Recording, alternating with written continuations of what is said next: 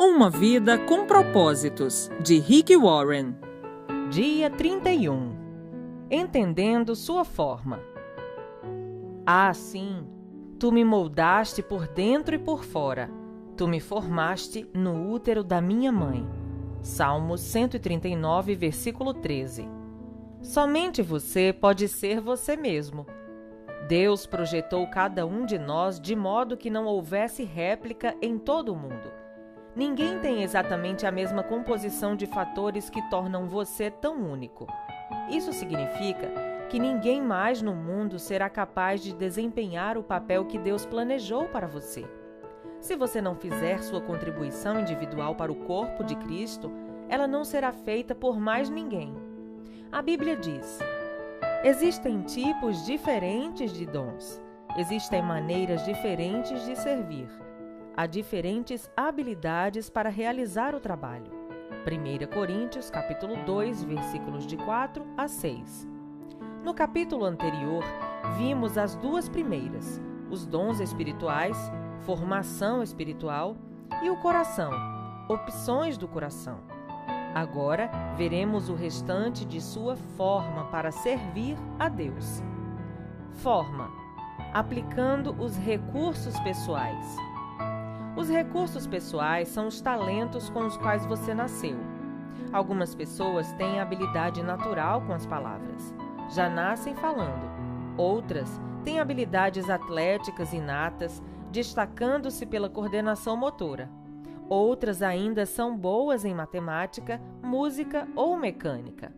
Quando Deus quis construir o tabernáculo e fabricar todos os utensílios para adoração, providenciou artistas e artesãos que possuíam destreza, habilidade e plena capacidade artística para desempenhar e executar trabalhos em ouro, prata, bronze e para talhar e esculpir pedras, para entalhar madeira e executar todo tipo de obra artesanal. Isso está em Êxodo, capítulo 31, versículos de 3 a 5.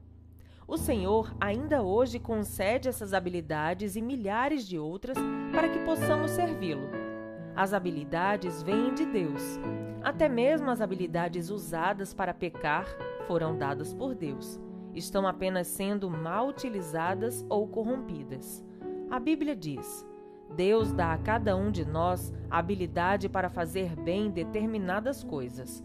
Romanos, capítulo 12, versículo 6.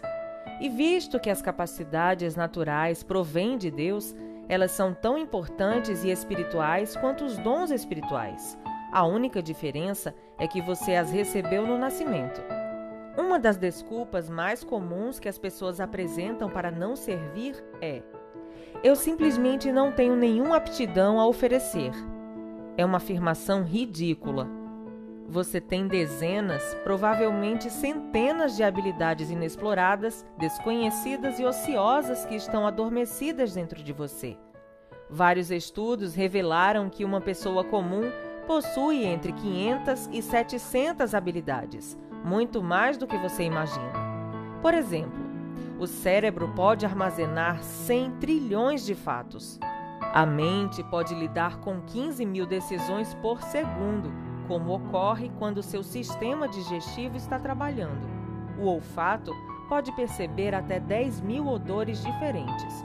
O tato pode detectar um elemento com 1 micron de espessura e a língua pode detectar o gosto de uma parte de quinino em 2 milhões de partes de água.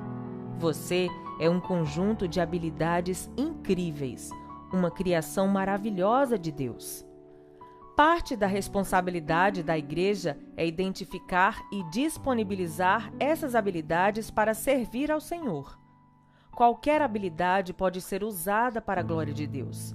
Paulo orienta: assim, quer vocês comam, quer bebam, quer façam qualquer outra coisa, façam tudo para a glória de Deus. 1 Coríntios, capítulo 10, versículo 31.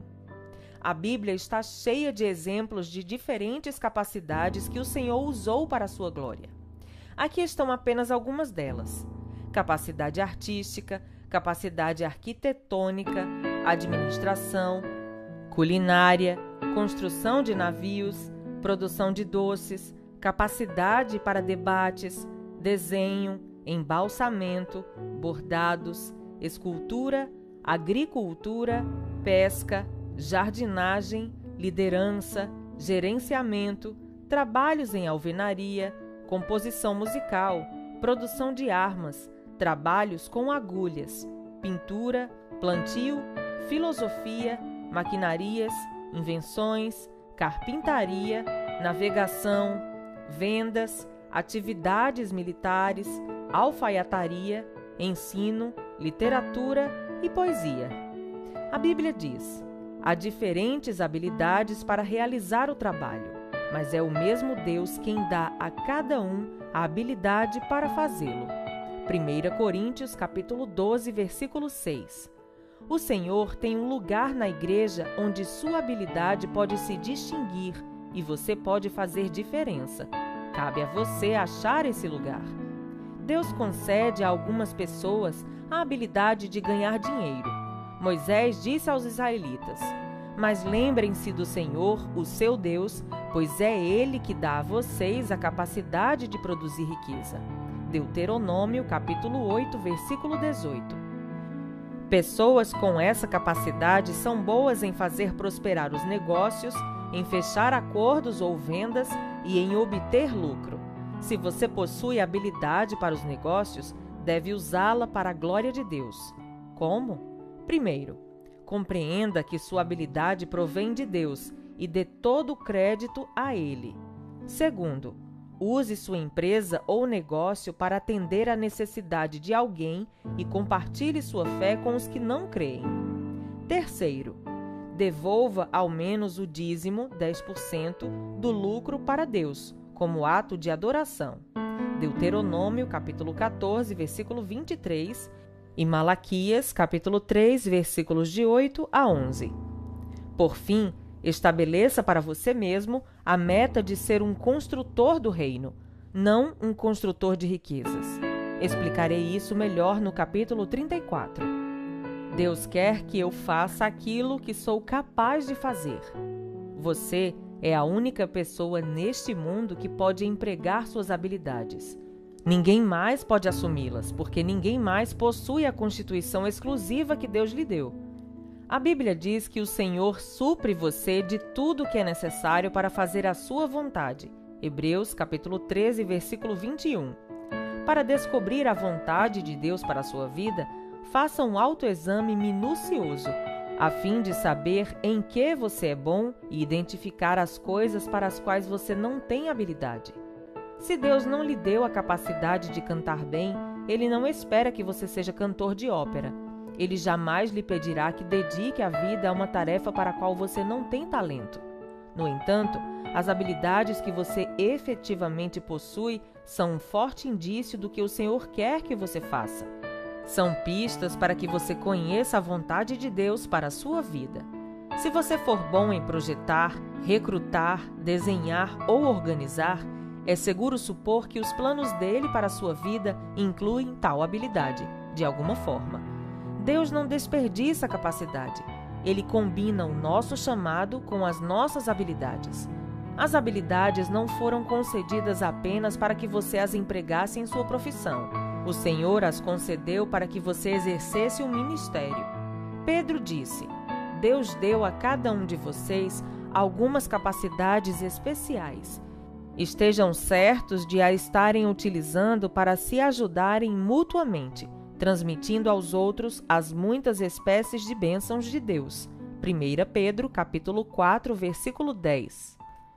Enquanto este livro estava sendo escrito, aproximadamente 7.000 pessoas usavam habilidades para o ministério na igreja Saddleback, suprindo todo tipo de serviço que você possa imaginar.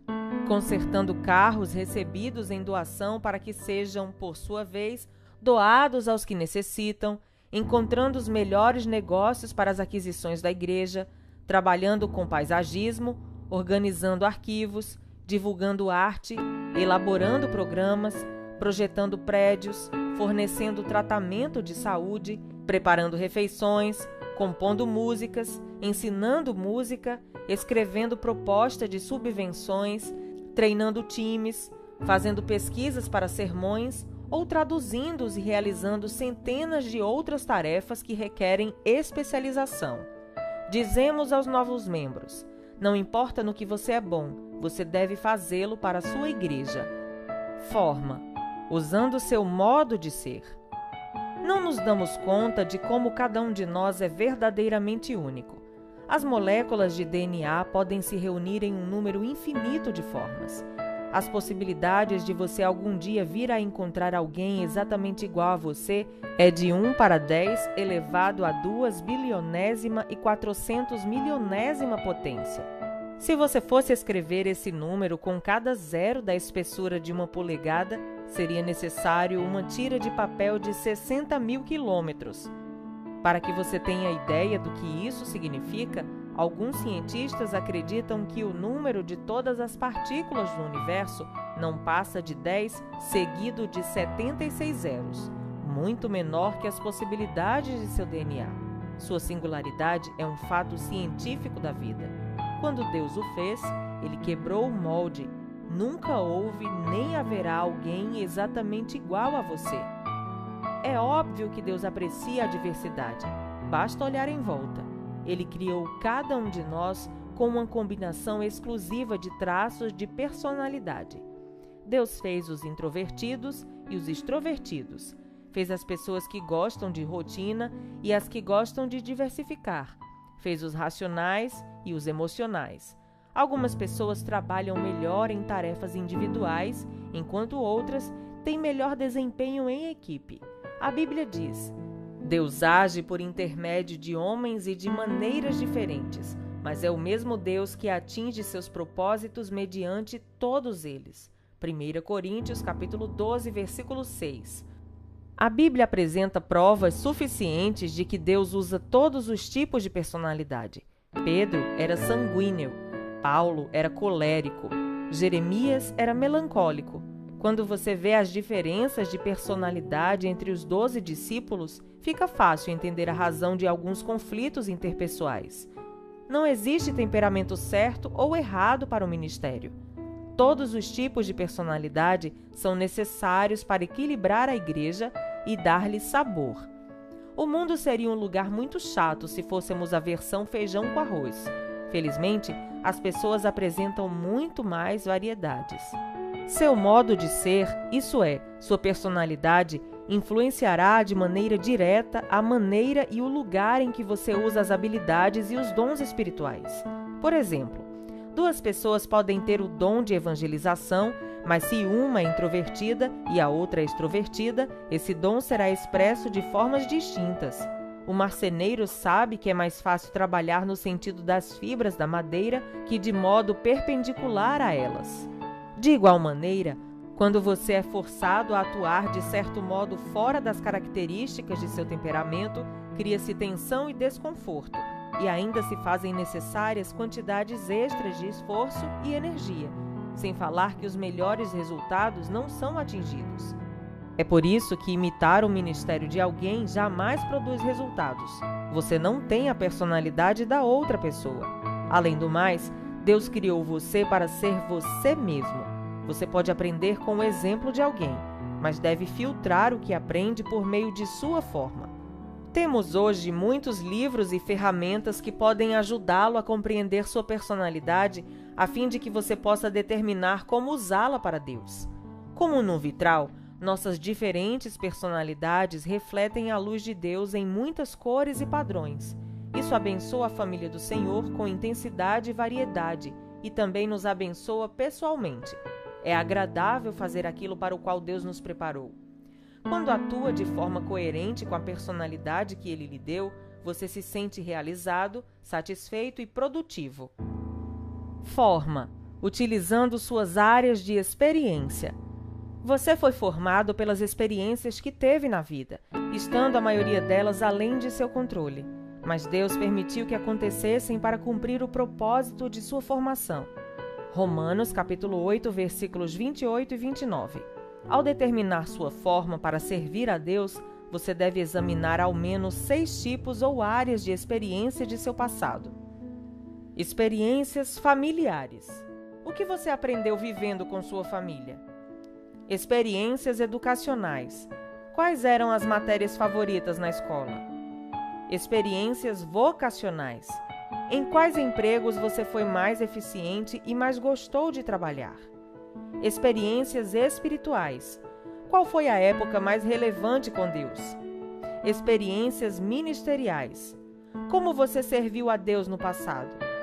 Experiências dolorosas.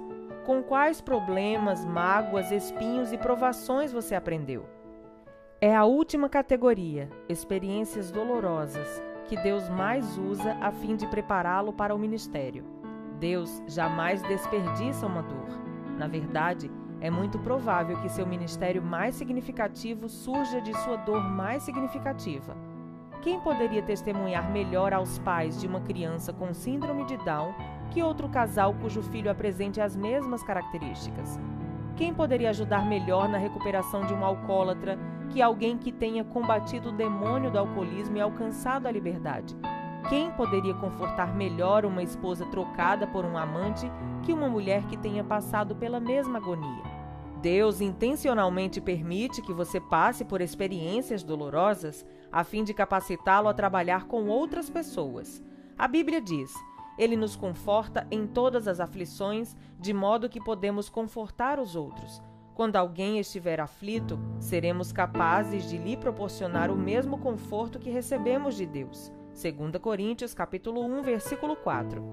Se você realmente deseja ser usado por Deus, deve entender uma verdade poderosa. As mesmas experiências que lhe trouxeram mais arrependimento e ressentimento na vida, aquelas que você gostaria de esconder e esquecer, são as que Deus quer usar para ajudar os outros. Elas são seu ministério. Para que Deus utilize suas experiências dolorosas, você deve, antes de tudo, desejar compartilhá-las. Você precisa parar de encobri-las e deve admitir honestamente as faltas, os fracassos e os temores. Fazer isso provavelmente tornará seu ministério mais eficiente. As pessoas são sempre mais encorajadas quando lhes contamos que a graça de Deus nos ajudou no momento de fraqueza do que quando fazemos alarde de nossa força. Paulo compreendeu essa verdade, por isso era honesto sobre seus acessos de depressão. Ele admitiu: Eu acho que vocês devem saber, amados irmãos, que tempos difíceis nós atravessamos na Ásia. Fomos realmente esmagados e oprimidos, e tivemos medo de não conseguir sobreviver. Sentimos que estávamos condenados à morte e percebemos como éramos fracos demais para socorrer-nos a nós mesmos.